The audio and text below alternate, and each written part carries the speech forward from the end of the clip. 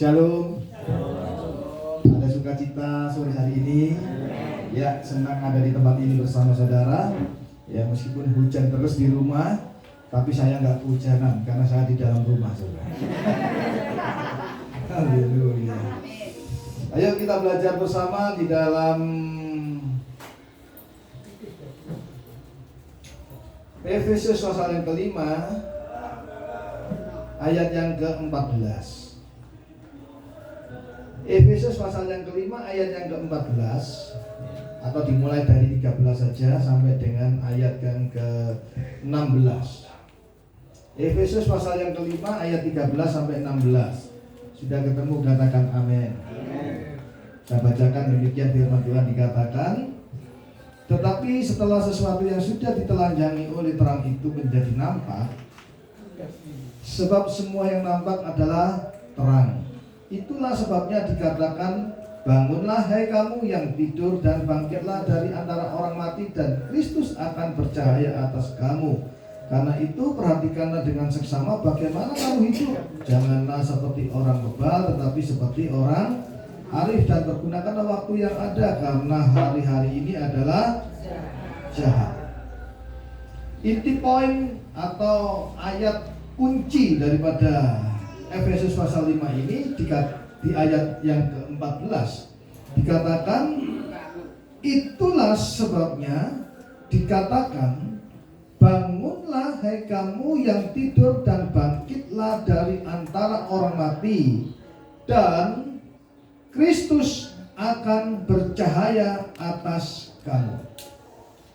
Ada kata-kata Kristus akan bercahaya atas kamu. Kalau dikatakan Kristus akan bercahaya atas kamu, apakah Kristus sudah bercahaya? Halo? Belum. Dikatakan Kristus akan bercahaya, karena ada kata akan. Akan itu berarti belum terjadi. Belum terjadi. Nah, oleh sebab itu mari kita sore hari ini kita belajar supaya bagaimana Kristus itu bercahaya atas diri saudara dan saya. Amin. Saudara, kalau pada waktu malam hari kita melihat ke atas, ke langit, apa yang saudara lihat? Ada bintang, ada lagi apa lagi? Ada bulan. Kalau siang hari, saudara lihat ke atas, apa yang saudara lihat? Kenapa bintangnya nggak muncul? Matahari.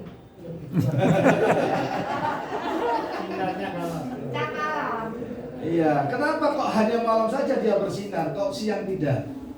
Mataharinya. Saudara perlu diketahui bahwa sebenarnya bintang dan bulan itu tidak pernah bisa memancar, tidak bisa menghasilkan sinar. Pantulan. Yang bisa menghasilkan sinar itu adalah matahari. Nah, kalau siang itu yang sudah muncul mataharinya, otomatis bintang dan bulan tidak akan pernah kelihatan. Ya. Tapi kalau malam, maka yang muncul itu adalah, yang kelihatan adalah bintang. Bintang itu cuma menerima sinar dari matahari, kemudian dia memantulkan. Sama dengan ini, Kristus itu adalah sumber daripada cahaya. Kristus itu adalah sumber daripada sinar. Dia memancarkan sinar itu. Nah, tergantung kita mau terima apa tidak sinar itu. Ya. Oleh sebab itu kita belajar supaya kita semua di tempat ini menjadi bintang-bintangnya surga. Amin. Saudara mau jadi bintangnya surga? Waktu saudara mendengar kata bintang, apa yang ada dalam pikiran saudara?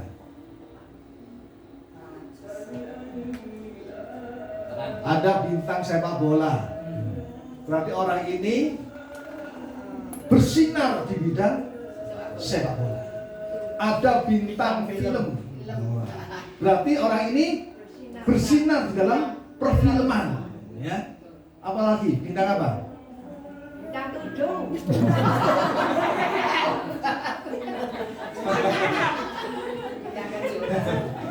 Jadi artinya adalah bintang itu adalah sesuatu yang bersinar, yang muncul. Ya, bintang 7 beda ceritanya. Ya.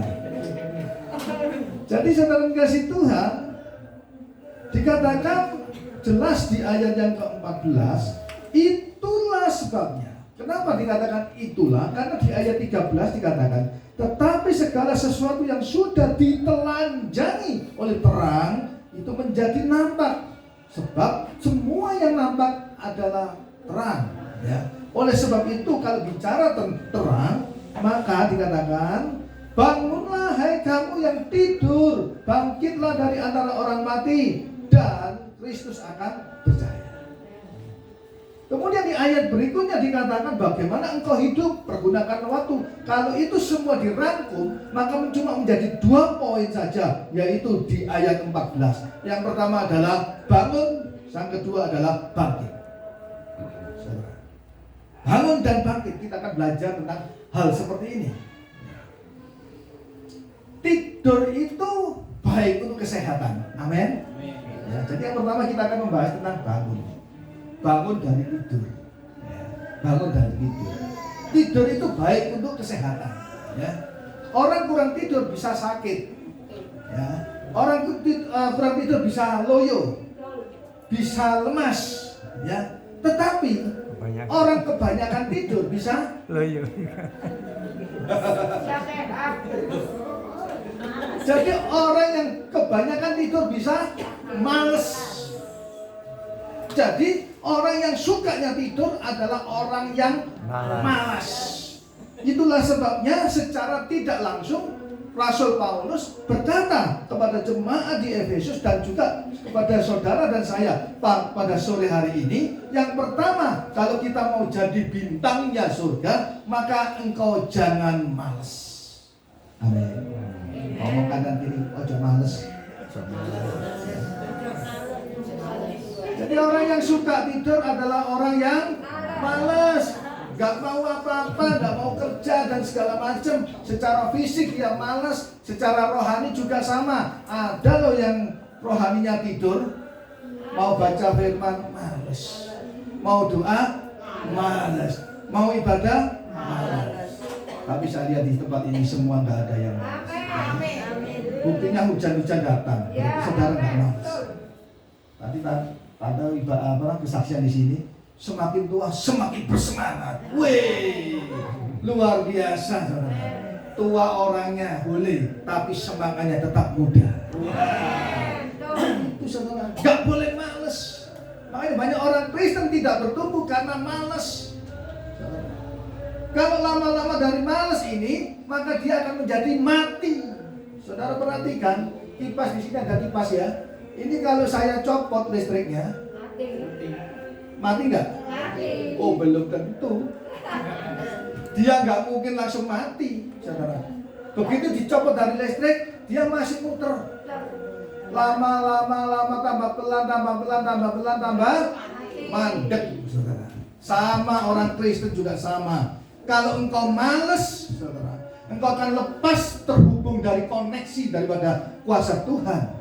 Maka tidak langsung mati hari itu, engkau akan sedikit demi sedikit berputar, tambah pelan.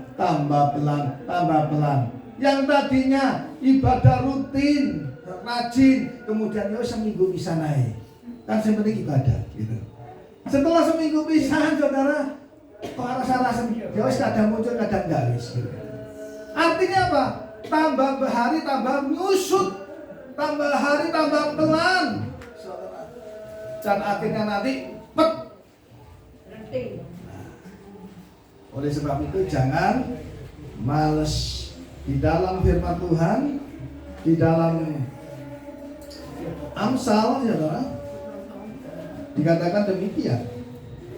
Amsal pasal yang ke-6 ayat yang ke-6 dikatakan, yang berbunyi, hai pemalas, pergilah kepada semut, perhatikan lakunya dan jadilah bijak.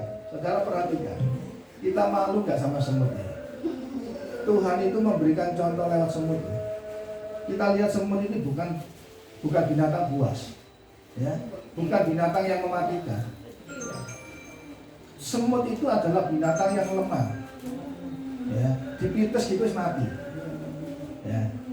Tapi Tuhan pakai dia sebagai contoh.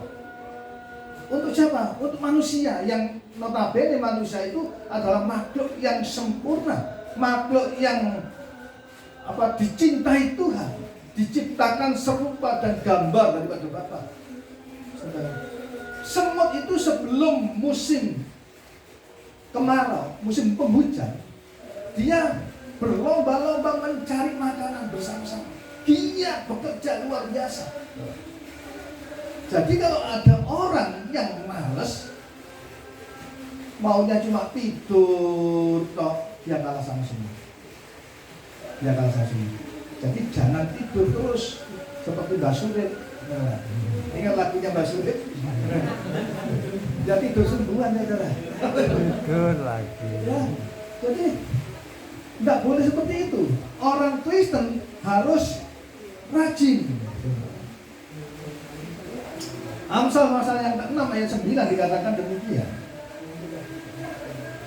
Hai pemalas, berapa lama lagi engkau berbaring? Bilakah engkau akan bangun dari tidurmu? Ditegur lagi. Jadi orang yang suka tidur itu adalah orang yang malas sekali. Ya, saudara, saya berdoa kita semua bukan lagi orang yang malas, tapi orang yang rajin. Amin. Rajin bekerja, rajin berdoa, rajin ibadah, saudara. Waduh, luar biasa, saudara. Rajin melayani, apalagi dapat tugas. Wah, saudara, itu merupakan satu kehormatan. Jadi saudara kalau sudah dapat tugas, jadwal jangan ditolak karena saudara mendapatkan kehormatan. Amin. Jangan saudara, aku, saya tidak dengar baik. Kesempatan tidak datang untuk kedua bidadari. Waktu engkau menolak tugas itu, maka orang lain akan mengambilnya. Ya, artinya adalah engkau menolak itu berkat, orang lain akan mengambil berkat itu. Amin. Jadi mulai hari ini engkau ditunjuk melayani, jangan ditolak. Ambil. Bisa nggak bisa? Ambil. Amin. Engkau akan belajar semangat. Saya dulu nggak bisa apa-apa. Ya. Disuruh doa saja takut. Saya dulu. Kalau ada ibadah di rumah begini, saya duduknya paling pojok, betis. Ya. Kenapa? Takutnya kalau disuruh doa langsung lain gitu. Tapi setelah saya mengerti akan firman Tuhan tentang hal melayani itu, maka setiap kali dapat tugas saya terima. Bisa ataupun tidak, saya terima. Sehingga pada waktu saya dapat tugas, saya malam itu nggak bisa tidur. Kenapa? Buku Alkitab semua tak buka ini. Tak belum baca. Mau nggak mau saya harus belajar. Kenapa? Terpaksa karena dapat tugas. Tapi itu positif. Makanya kadang ada orang kalau disorong-sorong, ayo mulai gak karuan gitu ya. Disorong-sorong, tak belum, lebih baik disongkrok sekalian. Dijongkrok ya. Tapi itu positif. Saya bersyukur melayani enggak mengenal usia ya. Tua muda tetap melayani supaya kita menjadi bintangnya Tuhan. Jadi yang pertama bicara tentang bangun itu adalah engkau jangan malas. Yang kedua, pengertian bangun ini adalah apa? Kalau orang tidur terus, saudara, tadi dikatakan malas. Yang kedua adalah dia akan bermimpi. Jadi orang yang tidak bangun-bangun, dia akan bermimpi. Orang ini cuma mimpi tok. Mimpi itu kenyataan apa enggak? Bukan kenyataan, cuma angan-angan. Pernah nggak dengar orang berkata gini? Aku sajane kepingin loh kayak gini. Aku sajane kepingin loh kayak gini. Sajane aku kowe ini sajane ngene loh, kepingin. Pernah ya? Tapi tidak pernah terlaksana, tidak pernah terwujud. Karena apa? Cuma mimpi, nggak bangun-bangun. Ya. Cuma angan-angan tok, pengen. Kapan melaksanakannya? Karena nggak bangun, yang mimpi terus. Ya, begitu dibuka, bangun. Saya ingat Pak Wijaya dulu Satu kesaksian ya. Waduh, rombongan naik mobil dicegat sama orang, kemudian digepuki. Ini sih cerita, saya nggak bisa ngikuti apa menirukan dia kesaksian. Digepuki, ujung-ujungnya bangun tidur. Lelir, ternyata itu tadi mimpi. Jadi kalau dia nggak bangun, ya terus mimpi itu. Ayo, ojo cuma ngimpi saja orang Kristen. Makanya ada orang bisa berkata, orang ngomong bla bla bla bla, ngimpi kali ya, artinya tidak pernah terbukti, tidak pernah terjadi kenyataan. Itulah sebabnya Paulus berkata, bangunlah kita. Nah, sore hari ini, firman ini dikatakan kepada kita semua di tempat ini. Kita semua harus bangun. Amin. Pengertian bangun yang pertama adalah jangan malas. Yang kedua, jangan cuma mimpi. Yang ketiga adalah keluar dari zona nyaman. Orang tidur enak nggak kira-kira? Enak, nyaman nggak kira-kira? Apalagi kalau sudah masuk naik ke namanya pulau kasur, nggak bangun-bangun, nyaman, nggak pernah keluar. Makanya kalau seorang disuruh doa pagi, maaf bicara, ya, ayo bawa doa pagi, biasa jam berapa? Jam 5 ya baca. Mulai terus nanti ayo mau males ya, enak-enak itu. Kenapa? Nyaman. Berapa banyak orang Kristen tidak pernah meninggalkan zona nyamannya. Dia merasa enak di situ, merasa nyaman di situ. Dan akhirnya karena kenyamanan engkau kelewat waktu. Ingat, hidup kita ini berlomba dengan waktu. Kalau engkau cuma dekem di nyaman itu saja, maka engkau akan kelewat waktu. Tahu kelewat waktu? Kelewat. Yang lainnya bisa berlomba-lomba di sana, sudah jalan dan lari di sana, saudara masih di sini saja. Oleh sebab itu, ayo keluar dari zona nyaman. Ya. Orang yang tinggal terus dalam zona nyaman, orang itu tidak akan pernah kuat. Pondasinya rapuh. Ya. Engkau harus keluar dari itu. Karena ada misi yang besar yang Tuhan akan berikan kepada saudara. Amin. Jadi jangan kata terus nanti ini wena, ini kayak mangan toh nanti ini pokoknya wena. Bukan itu. Tapi kita harus bergerak. Bergerak itu artinya hidup. Amin. Bergerak itu artinya hidup. Nah, Paulus mengingatkan kepada saudara dan saya hari ini, sore ini, kepada kita semua, kalau kita kepingin jadi bintangnya Tuhan, maka kita harus bangun dari itu. Yang kedua, bukan cuma bangun dari itu, tapi dikatakan apa? Bangkit. Dikatakan demikian. Ya. Itulah semuanya dikatakan, bangunlah hai kamu yang tidur, dan bangkitlah dari antara orang mati. Bangkitlah dari orang mati. Wah, saudara, bangkitlah dari orang mati. Apakah saudara merasa hari-hari ini saudara bersama dengan orang mati? Ya. Tidak. Ya. Yang dimaksud di sini mati adalah mati secara rohnya. Rohnya yang mati, bukan jasmaninya. Mari kita kembali kepada Kejadian pasal yang ketiga. Pada waktu Tante Hawa jalan-jalan, ketemu dengan yang namanya iblis dalam bentuk ular, ya. Kemudian dia diberi buah dan diambil dan dimakan, maka seketika itu juga Hawa mati.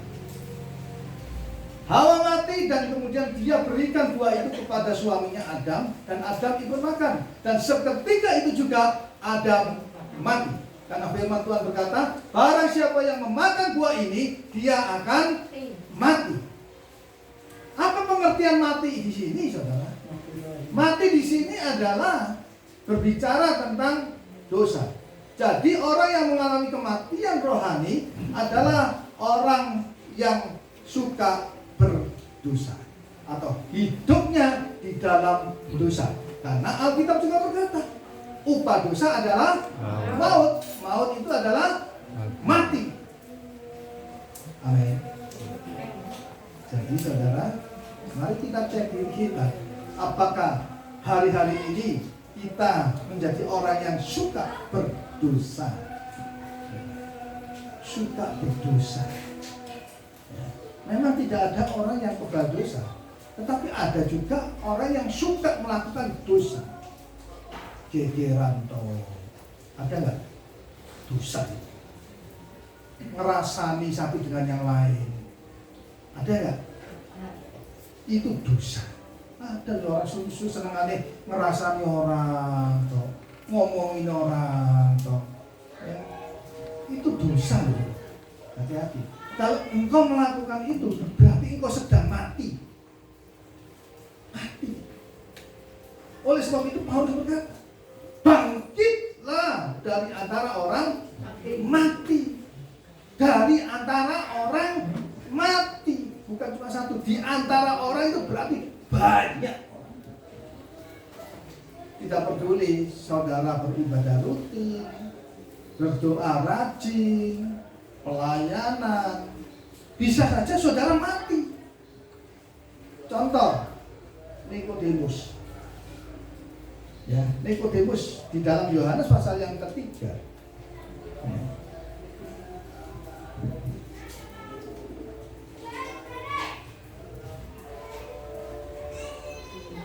Yohanes pasal yang ketiga, ayat yang ketiga dikatakan demikian.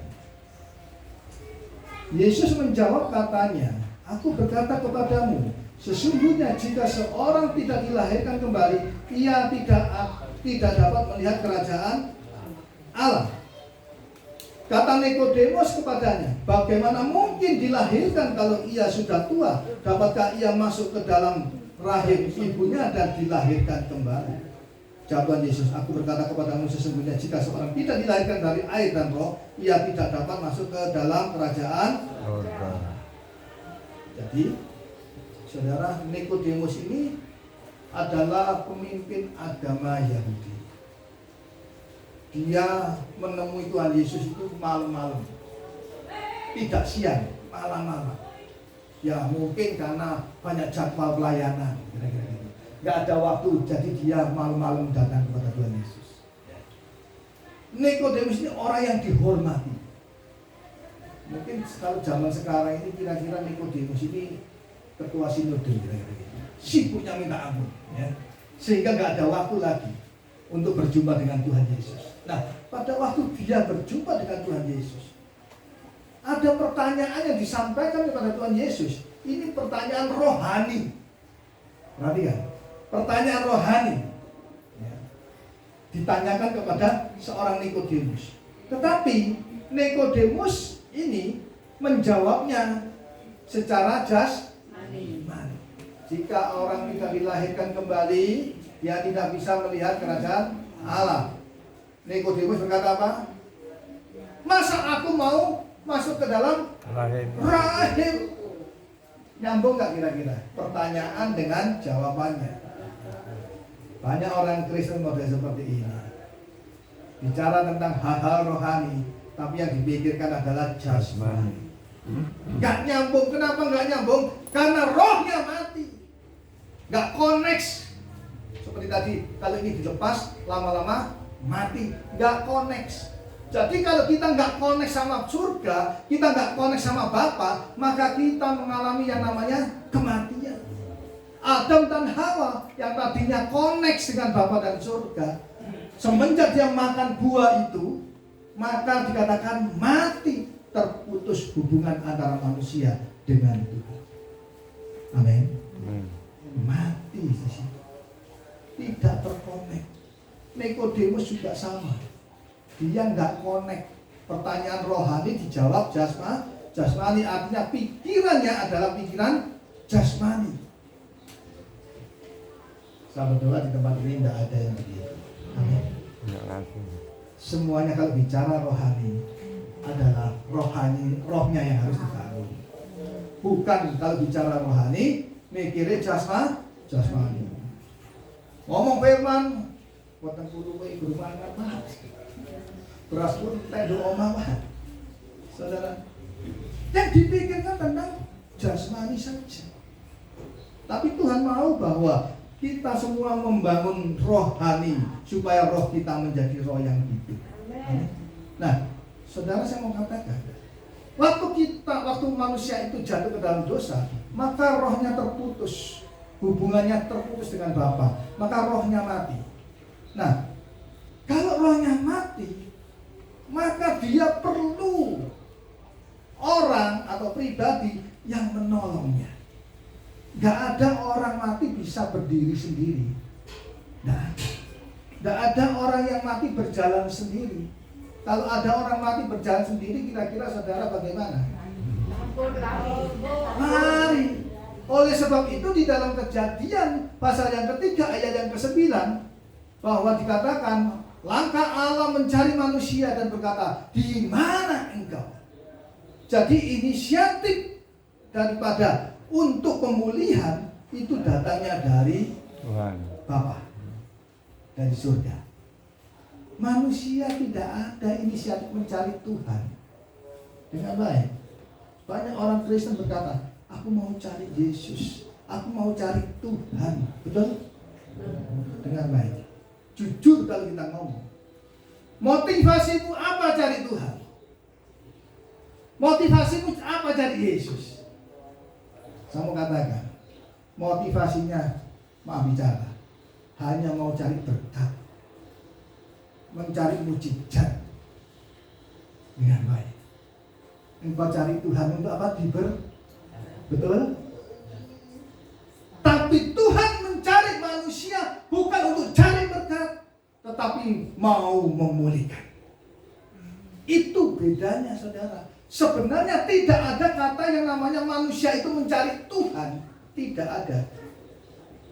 Kalau toh memang dikatakan manusia itu mencari Tuhan, dia hanya mencari berkatnya saja. Ayo jujur kita ngomong. Engkau sakit, cari Tuhan. Sembuh cari Tuhan. Dompetmu kering, nangis-nangis, cari Tuhan, doa. Semalam suntuk sampai banjir, kira-kira gitu. Engkau diberkati berlimpah-limpah, mau cari Tuhan. Artinya sebenarnya manusia itu tidak ada yang cari Tuhan. Yang dia cari adalah berkatnya. Waktu Yesus ketemu dengan banyak orang, kemudian Tuhan Yesus memberi makan 5.000 orang, Alkitab mengatakan seperti itu. Dan setelah itu orang banyak ini tidak mau pulang, dia mengikut Yesus kemanapun juga Tuhan Yesus. Sebenarnya Tuhan berkata, yang kau ikuti, yang kau cari bukan pribadi, tapi karena berkat itu. Saudara, kita sedikit belajar supaya pikiran kita terbuka, kita mengerti. Ya, sebenarnya yang mencari itu bukan kita, tetapi Bapa di surga. Bagaimana mungkin orang yang mati itu mencari yang hidup? Tidak mungkin. Yang hiduplah yang mencari yang mati. Manusia setelah jatuh dalam dosa, dia mengalami satu kematian. Maka yang hidup itu adalah Tuhan. Dia mencari manusia itu. Amin. Itulah sebabnya kita, di mana engkau? Maka Alkitab mengatakan apa? Manusia itu apa? Ada yang ingat? Sembunyi. Ayo buka Kejadian pasal yang ketiga. Ayat yang mulai 9. Ada yang ketemu di situ? Kejadian pasal yang ketiga, ayat yang ke-9, 10 ya. Bapak yang sudah ketemu bisa dibacakan. Kejadian 3. Tetapi Tuhan Allah memanggil manusia itu dan berfirman kepadanya, di manakah engkau? Ia yang menjawab, ketika aku mendengar bahwa engkau adalah teman ini, aku menjadi takut karena aku telanjang. Sebab itu aku bersembunyi. Ya. Tuhan mencari manusia. Manusia takut, manusia sembunyi. Jadi sekali lagi nggak ada inisiatif manusia mencari Tuhan. Tuhan yang selalu mencari manusia. Saudara, hati-hati. Kalau kau memang ada, sekali lagi, engkau bukan mencari Tuhan, tapi mencari berkat. Ya. Jadi dalam hal ini manusia harus mengalami satu kebangkitan. Dikatakan bangkitlah hai engkau orang yang di antara orang mati. Maka manusia harus mengalami yang namanya kebangkitan. Apa itu kebangkitan? Kebangkitan itu adalah hidup kembali dari kematian. Itu adalah kebangkitan. Nah, Nikodemus, saudara, dia mengalami yang namanya kematian roh. Maka waktu dia berjumpa dengan Yesus, satu pertanyaan diskusi terjadi dan tidak ada connection di situ. Kenapa? Karena Nikodemus mati. Nah, Yesus hadir di dalam dunia. Dia berkorban untuk saudara dan saya. Itu adalah untuk membangkitkan saudara dan saya. Amin. Itulah sebabnya kita mengenal yang namanya kata-kata hidup baru, lahir baru. Amin. Apakah saudara sudah lahir baru? Yakin? Saudara, lahir baru artinya engkau mati dari dosa itu, kemudian oleh Kristus, bersama-sama Kristus dibangkitkan. Itu yang namanya lahir baru. Engkau dilahirkan kembali. Jadi mati, dilahirkan kembali menjadi lahir baru. Pertanyaannya, lebih dulu mana lahir baru dengan pertobatan? Pertobatan. Lebih dulu lahir baru. Engkau lahir baru, engkau dilahirkan kembali sama Yesus, kemudian ada urapan Roh Kudus, maka engkau sudah mulai mengerti. Waktu firman disampaikan engkau bisa menerima, saudara, engkau bisa baca firman, maka Roh Kudus bekerja atas dirimu, maka engkau mengalami yang namanya pertobatan. Nah, itu urutannya, saudara. Jangan dibolak-balik, ya. Jadi dilahirkan dulu, kita mengalami kehidupan rohani, kemudian kita bisa terima firman, kita merenungkan kebenaran firman, maka Roh Kudus bekerja atas diri kita, maka kita menjadi orang yang bertobat dan akhirnya mau dibaptis, kemudian mau beribadah. Nah, itulah yang Tuhan mau. Jadi saudara jangan bangga, aku sekarang jadi orang Kristen, aku beribadah rajin. Saudara, kemudian saudara berkata, aku rohaniku sehat. Belum tentu. Contohnya Nikodemus, ya, mengalami kematian. Jadi dari dua hal ini, yang pertama bangun dari tidur, yang kedua adalah mati dari kebangkitan. Supaya engkau mengalami kebangkitan, maka engkau harus alami yang namanya lahir baru. Izinkan Kristus berkarya atas dirimu, membuka hatimu selebar-lebarnya. Roh Kudus menjamah. Yang kedua adalah bertobat, mengalami satu pertobatan dalam dirimu. Pertobatan itu bukan cuma sekali, tapi seringkali saya katakan berkali-kali. Karena setiap hari, sadar atau tidak, kita masih bisa jatuh ke dalam dosa. Nah, pertobatan itu adalah satu proses menuju kesempurnaan supaya kita hidup sama seperti Kristus. Amin. Kenapa demikian? Karena dari awal di dalam Kejadian dikatakan bahwa kita ini diciptakan serupa dengan gambaran anaknya. Amin. Siapa gambaran anaknya? Yaitu Yesus Kristus. Jadi tujuan yang utama dalam hidup kekristenan itu adalah sama seperti Kristus. Wow. Maaf kalau terdalam sedikit ya, gak apa-apa ya. Supaya kita bisa mengerti. Ini dasar. Ya. Supaya kita mengerti jadi orang Kristen ini bukan bangga cuma karena diberkati. Berkat mujizat itu gak perlu dicari. Katakan amin. Waktu saudara terima Yesus sebagai Tuhan dan Juru Selamat, Dia adalah sumber mujizat itu. Dia adalah sumber berkat itu. Kalau kita sudah terima namanya sumber mujizat dan berkat itu, ngapain nyari lagi? Gak perlu. Tinggal kita ikuti aja. Kita diproses menjadi sama seperti Kristus. Itulah kekristenan sejati. Dikatakan menjadi anak-anak terang.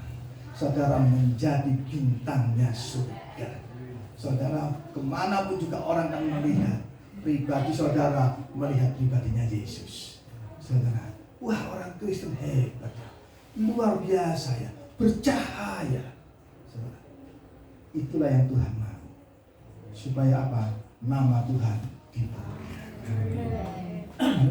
Mari bangkit berdiri bersama. Haleluya. Oh, haleluya. Nyanyikan satu lagu. Satu hatiku. BL maju ke depan boleh. Ayo bantu saya nyanyi saudara. Monggo. Betapa ku mencintai.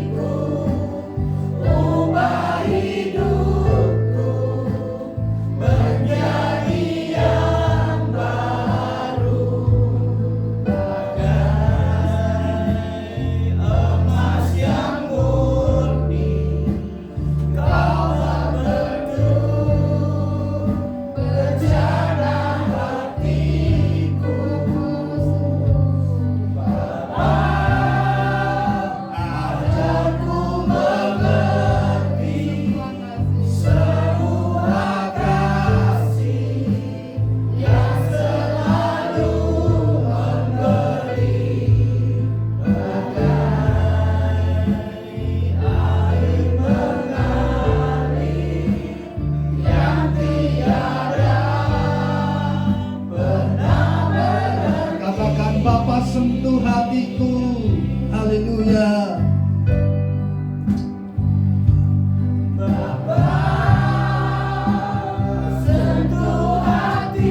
Ya Bapa, sentuh hati kami. Ubahlah hidup kami Tuhan. Oh, Engkau memperbarui dalam hidup kami, sehingga seperti emas yang murni.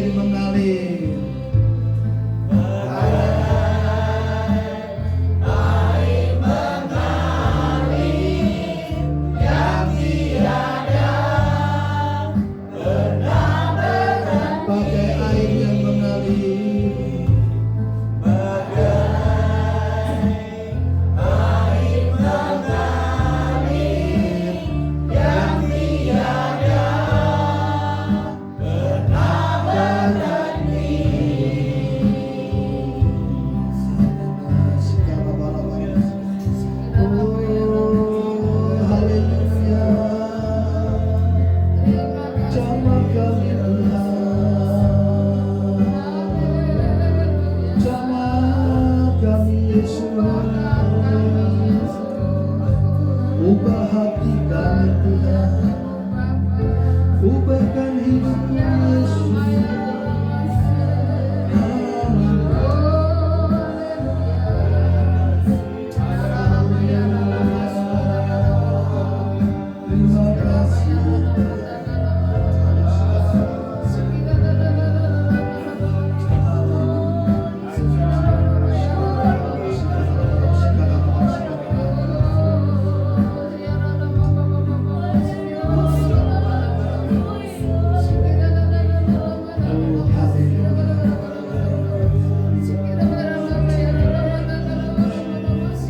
Terima kasih.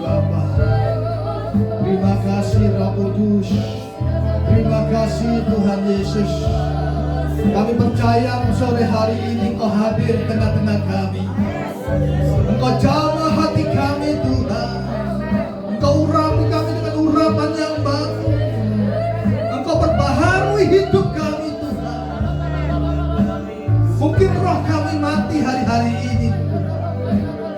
Biarlah Engkau yang menghidupkan kembali. Kami mengalami kelahiran baru kembali. Bukan karena kami sudah bertahun-tahun menjadi orang Kristen, bukan karena kami sudah melayani, bukan karena kami sudah rajin beribadah, tetapi yang terpenting adalah bahwa Engkau menghidupkan kembali roh kami Tuhan. Pada waktu roh kami menghidupkan, kami mengalami kelahiran baru seperti seorang Nikodemus. Maka kami boleh mengerti akan hal-hal rohani. Kami akan mengerti hal-hal yang tersembunyi selama ini,